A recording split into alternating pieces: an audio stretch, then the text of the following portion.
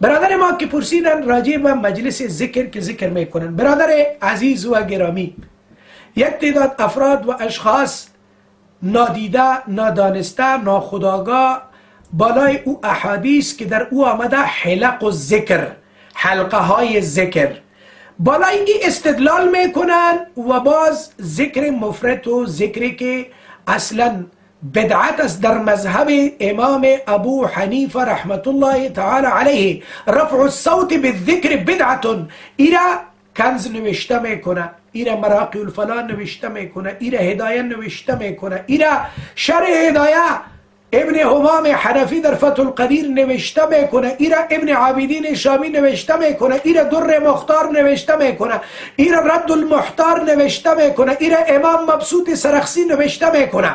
کل اینا گفتن که این بدعت است. آل اوی ده افرادی که خود حنفی هم میگه بنام حنفیست، حنفی نه بلکه علفیست. علفی یکی حنفی حقیقی است، یکی علفی است، حنفی نام نهاد که به نام خود حنفی میگه. از قرآن انکار میکنه، از صحابه انکار میکنه، از احادیث انکار میکنه. ابی موسی اشعری رضی الله عنه میگه ما زمانی که بالا میرفتیم بر سر کوه صدا میزدیم با چیخ چیخ الله اکبر الله اکبر تا میچونیم سبحان الله سبحان الله. محمد رسول الله صلی الله علیه و میگه اربعوا علی انفسکم، بالای خود رحم کنین، انکم لا تدعون اصما ولا غائبا، شما کر و غایب صدا نمیزنین، او میبینه، او از حرکت دلتم میفهمه. ابن مسعود رضی الله عنه این چونین مردم بدعتی گفته، اینا را از مسجد بیرون کرده. گرچه ابن عربی و اینا گفته که این حدیث درست نیست. چرا؟ و من ازلم ممن منع مساجد الله ان یذکر فیها اسمه، که ظالم کلان از او شخص کرده که منع میکنه مردم از مسجد الله ان یذکر فیها اسمه، که ذکر کنه. بگو تو معنای ذکر تا بالی نفهمیدی. صحابه اونا با رسول الله هم صحبت بودن، طریق ذکر میفهمیدن، میدانستن. یک روز ای ثابت نشده، در یک حدیث ای ثابت نیست که ششته باشه رسول الله و صحابه و گفته باشه امروز ذکر میکنیم. صفا سطرا چی کنیم؟ نیست دیگه.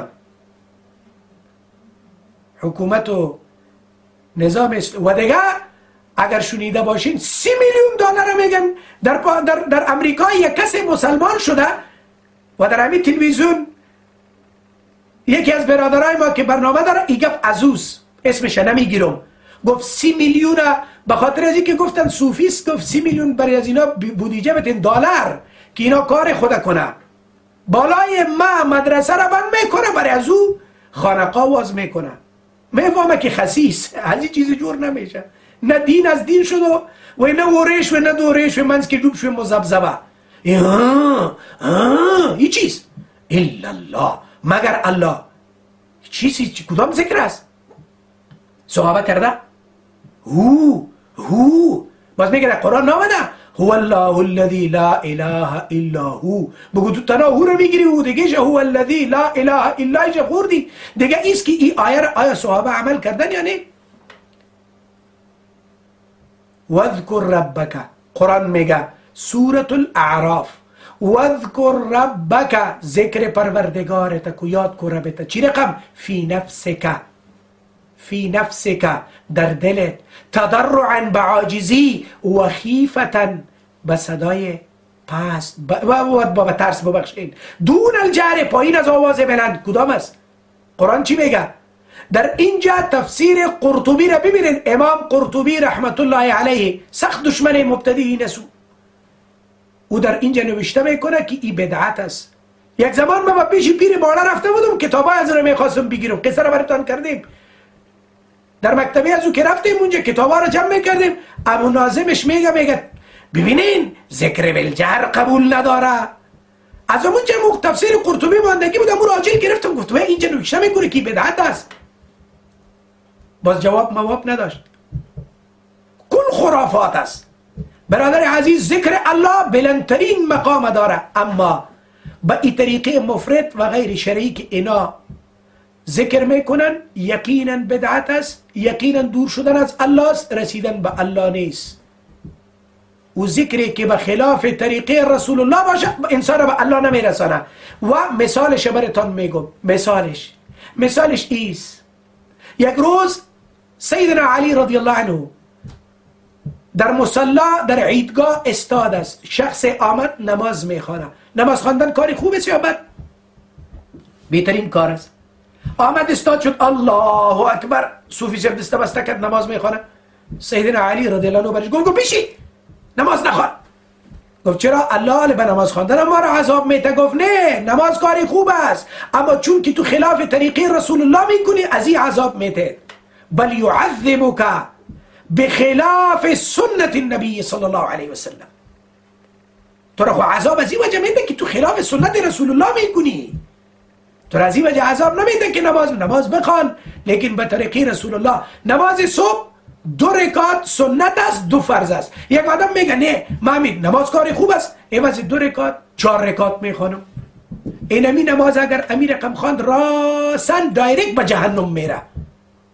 چرا؟ الله یک چیز میگه، رسول الله چیز دیگه میگه، و این ذاکر صاحب آمده این گپا میزنه. باید داشته باشین ذکر این بال است، 2 بالی که انسان به الله میرسانه. قسمی که 2 بال پرنده است پرواز میکنه. ذکر و علم این 2 بال است برای یک انسان. اگر میخوایی که صحت و طاقت بندگی، قوت و طاقت بندگی باشه، علم و ذکر باید داشته باشی با خود. در غیر از او چه به علم شیخی کاندی و یمدا کفر دی بس ده باش بگو می رقم. این بدعت از دوستای گرامی. ما تصمیم گرفته بودم خب بنابر بعضی از موازیر و مصروفیت ها انشالله راجع به این یک روز صحبت میکنم با دلایل. از شکم خود نه که حدیث البطن از فلان آدم، اما یکان تا میگه اینا قصه ها را میکنن، قصه احمد و محموده. اینی آدم خودید باز بیدار شد، باز اینی رقم بود، بازی آدمی رقم گفت. یک بزرگ او روز پیش یکی برم گفت میوامی تو گفت قبول نداری؟ گفتم برادر ما حقیقت قبول دارم، حقایق نه دیوانگیره. میگن خانه یکی مهمان بود، کلگی گرسنه بودن. سه مردم ها یک دفعه که آمدن دیدن که مردم ها خوب زیاد شد، حیران بود. گفت پالوی خانه یک پیر صاحب زندگی میکرد. پیر صاحب آورد. پیر صاحب گفت که پیر صاحب نان کم است، مردم زیاد چطور کنیم؟ گفت پر تو فتا توفی خدا. گفت دیگ انداخت. گفت دیگه تو شد که حال سریزه میکنه. سبحان الله، مردم با صدام میکنن. خرافات. بعضی از اوقات از رسول الله صلی الله علیه و سلم بعضی معجزات شده، لیکن 3 روز ابو هریره میگه من گرسنه بودم، چیزی نرسید برم. گفت من بیهوش شدم، مردم فکر میکردن که مرا میرگی گرفته. حالی او ابو هریره نبود که یک میرفت خانه یکی گفت برکی دینمی دی شیطان یا دارم کاسه یک توف کنم و این چیز شود.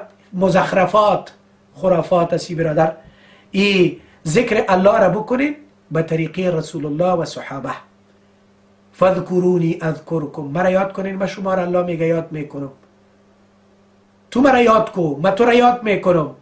لیکن اگر با بدعت یادش کردی به طریقه بدعی، او به درد نمیخوره.